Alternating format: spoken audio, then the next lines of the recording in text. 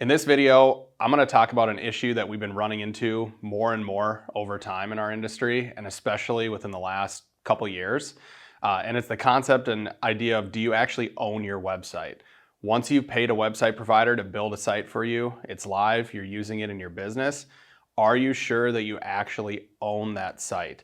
We've been running into this a lot lately. It becomes especially an issue when a client has decided to make a move to a new website provider, has provided notice to their existing provider, and the provider responds by saying you don't actually own your website, and sometimes they even say we are going to shut it off on X date, putting you in a really tough position of risking downtime depending on whether or not you have ownership over that site.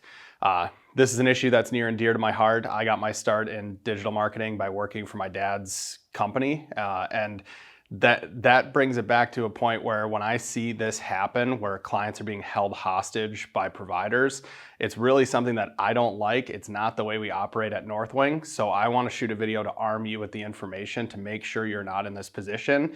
But if you are, know what to do next. So the first thing that I want to cover is just a few warning signs. This is typically the situation or some features of the situation where we see people in this position. The first is that you're on some type of subscription model where you're paying X amount a month for website services as well as probably some marketing. It's common in our world to pay subscription for marketing, but if your website itself is a subscription, that's typically a warning sign of this. The second and probably most common is lack of direct access into your website. Typically, the companies that operate this way, they don't actually let you access the website for this reason, and that's typically a sign that you don't actually own your site. The third and final is that your site has a very similar design to some of your competitors. If you've ever gone to a competitor site in your industry and seen that their design almost looks like a template or a copy of your site, that's typically how these companies operate, is they use one template and then resell it in this ownership model to many different companies.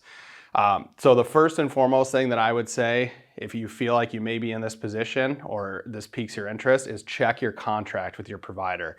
If they're claiming ownership of your website, that has to be stated in the contract. So go back to that original contract, check it before you decide to make any moves. And if you have any questions about this, feel free to reach out to us at Northwing. We've been dealing with this a lot lately. And if you do find out that you don't own your website, it is not the end of the world, but it has to be planned properly in order to phase out that site you don't own into a site that you do own. Thanks.